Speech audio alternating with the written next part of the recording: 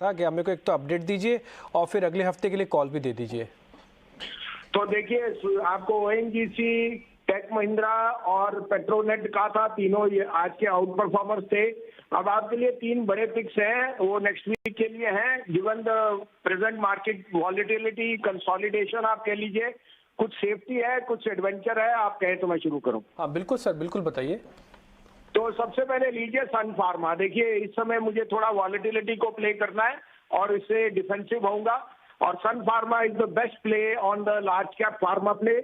1035-40 में लीजिए, keeper stop loss of 1005। मुझे क्या 1075 से 1080 का भाव बहुत जल्दी दिखता है सन फार्मा में। दूसरा, मुझे लगता है सोमवार को गुजरात इलेक्शन के साथ कुछ ना कुछ सरकार की तरफ से रिगार्डिंग फ्यूल प्राइसेस आ सकता है और इस कारण से फ्यूल के जो ऑटो के शेयर में बीटिंग आई है आफ्टर द नंबर्स, जो नंबर्स ने एक्चुअली बीट किए एक्सपेक्टेशन, ये लेने का मौका है। तो आइशर मोटर 3320-25 में लीजिए, 3330 में keeper stop loss of 3230 and look for targets of 3450।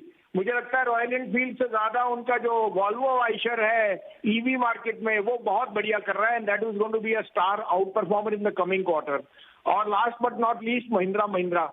इस शेयर में आपने करेक्शन देखी है फ्रॉम न्यू हाईज। अब मुझे लगता है वापस 1350 का भाव आने वाला है इसमें और 1265 रुपए में लेने की चेष्टा कीजिए। 1230 रुपए का स्टॉप लॉस, 1350 का टारगेट। तो तीनों हैवी वेट इंडेक्स के स्टॉक्स हैं और 2 ऑटोज और 1 फार्मा। और मुझे पक्का है मंडे ट्यूसडे को गुजरात इलेक्शन के होते ही डीजल या फ्यूल प्राइसेस पे जरूर कुछ कटौती आएगी, तो auto can be an outperformer from next week. Windfall tax तो एक ये शुरुआत हुई है, लेकिन आपको क्योंकि स्टेट पॉलिटिक्स के चलते आपको लगता है कि वहां पर भी एक और रिस्पाइट आ सकता है। और साथ ही जिस तरह से ऑटो स्टॉक्स में आप बता रहे हैं रीजंस, क्योंकि आइशर मोटर की इस नवंबर सेल्स में स्पेशली रॉयल एनफील्ड के थोड़े से नंबर्स कम रहे, रिकॉर्ड लेवल्स, इनफैक्ट अब भी नंबर्स तो अच्छे हैं, लेकिन दूसरे कैटेगरीज जो है वो काफ़ी अच्छा कर रही हैं, जिसके चलते आइशर मोटर और साथ ही M&M, ये दोनों स्टॉक्स आपको पसंद आते हैं यहाँ।